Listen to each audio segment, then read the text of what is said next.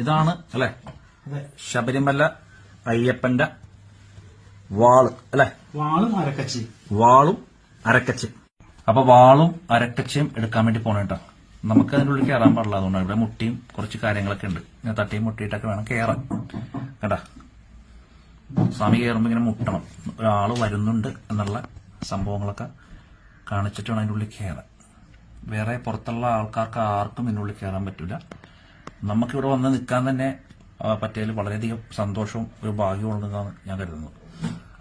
എന്തായാലും ശബരിമല ശാസ്താവിന്റെ ആ പൊന്നുവാള് അയ്യപ്പൻ കളരി പഠിച്ചുകൊണ്ടിരുന്നപ്പോഴുള്ള വാളാണ് പ്രേക്ഷകരെ നിങ്ങൾ കാണുന്നത്.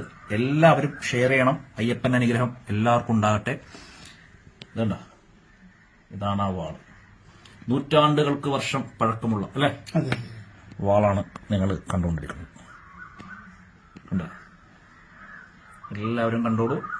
ഈ ലോകം മൊത്തം അല്ലെ നമ്മുടെ അയ്യപ്പന്റെ വാള് വാളിന്റെ 3 സൈഡ് മുറിച്ചുണ്ട്. 3 സൈഡും മുറിച്ചുണ്ട് ഈ വാളിന്. ഇത് എയറിൽ നിന്ന് ഫൈറ്റ് ചെയ്യുന്ന വാളാണ്. ശരിക്കും 800 വർഷം പഴക്കമുണ്ടാവില്ലേ?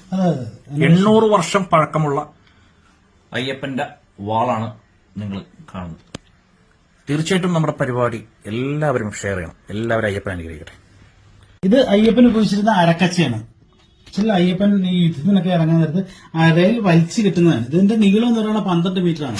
12 മീറ്റർ. ഇതിന്റെ പ്രത്യേകത എന്ന് വെച്ചാൽ 108 കൂട്ടം പച്ചമരുന്നിന്റെ ചാറിനകത്തിട്ട് ചെയ്യുന്നതാണ്. 108 കൂട്ടം പച്ചമരുന്ന് ചാറിൽ ഇട്ട് ചെയ്യുന്ന സംഭവം. ഇത് വലിച്ച് അരയെ കെട്ടിക്കഴിഞ്ഞാൽ നമ്മുടെ വയറാണ് ഏറ്റവും സോഫ്റ്റ് ആയിട്ടുള്ള ഭാഗങ്ങൾ. അവിടേക്ക് മുറിവ് പറ്റി കഴിഞ്ഞാൽ ഈ തുണിയിൽ കൂടെയാണ് മുറിവ് പറ്റുന്നുണ്ടെങ്കിൽ ആ മുറിവ് ഓട്ടോമാറ്റിക്